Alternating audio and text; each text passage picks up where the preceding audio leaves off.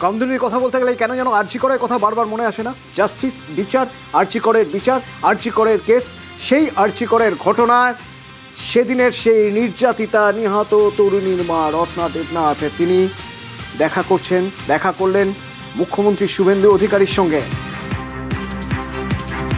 নবান্নের 14 তলায় বৈঠকের মাঝেই ফেসবুকে পোস্ট করলেন বিধায়ক। মমতা বন্দ্যোপাধ্যায়কে নিশানা করে পোস্ট, যেখানে তিনি লিখছেন যে তিনি এখন নবান্নের 14 তলায় মুখ্যমন্ত্রীর সঙ্গে বৈঠক করছেন, যে মুখ্যমন্ত্রীর নাম মাননীয় শুভেন্দু অধিকারী। তিনি লিখছেন, সততার শক্তি অনেক, শুধু অন্যায়ের বিরুদ্ধে ধৈর্য ধরে লড়াই করতে হয়। তিনি তার কথা বলছেন মমতার কথা বলছেন, দুজনেই সর্বহারা।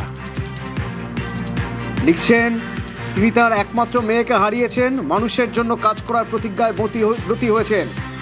আর মমতা বন্দ্যোপাধ্যায়ের উদ্দেশ্যে লিখছেন যে উনি তার 14 তলার গদি হারিয়েছেন, অপেক্ষা করুন, উনি ওনার অপরাধী টিম সবার আরও করুণ পরিণতি দেখতে পাওয়া যাবে। লিখছেন তার পরিচয়, তিনি ডক্টর দেবনাথের গর্বিত মা।